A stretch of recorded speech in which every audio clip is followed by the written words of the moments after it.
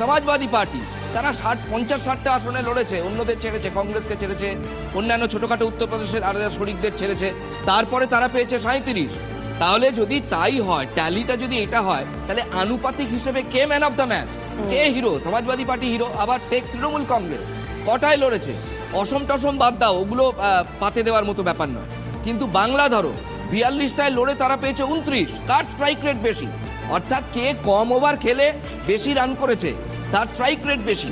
Strike rate যেহেতু বেশি, সেই জন্য এই যে আঞ্চলিক ছোট দলগুলো আছে, তারা কংগ্রেসের তুলনায় ছোট দল, তারাও কিন্তু বড় বড় জায়গার দাবিদার, তারা বড় অংশীদার।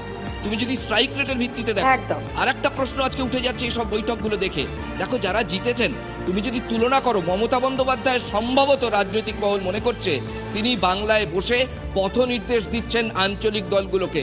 তার কাছে রাজনীতিতে বাকিরা, এরা যারা বাকিরা জিতেছেন, তারা দুগ্ধপোষ্য শিশু রাজনীতিতে। ফলে মমতার মস্তিষ্কই অন্য রকমের। এখানে অভিষেক এসেছেন, তিনি একটা কোঅর্ডিনেশন মিটিং করছেন।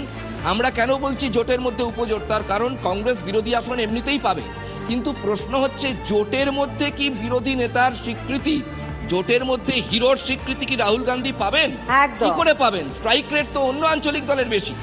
রাহুলের পাশে যারা আছে তারা স্টালিন বাদ দিয়ে বাকিরা কিন্তু এখন ছোট্ট ছোট্ট মিটিং করছে। পরবর্তীকালে আরো বড় মিটিং হতে পারে।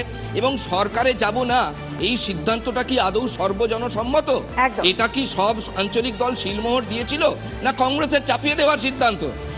যে কোনো সময় বিজেপিরও ভয় আছে, যে কোনো সময় বিজেপির যারা ছোট শরিক দল টুকুস করে তাদের একজন দুজনকে ভাঙিয়ে নিতে পারে সমাজবাদী পার্টি এবং অভিষেকের এই যে বোঝাপড়া বা যেটা আন্ডারস্ট্যান্ডিং। ফলে তারা তলায় তলায় সেই কৌশল রচনা করছেন কিনা সেটা নিয়েও বিজেপি যথেষ্ট চিন্তায় আছে। এই জোটের মধ্যেও আমি নবীন প্রবীণ দেখতে পাচ্ছি। দেখো যারা আজকে মিট করেছেন তারা সব ওই 35, 40, 45-এর ক্যাটেগরিতে।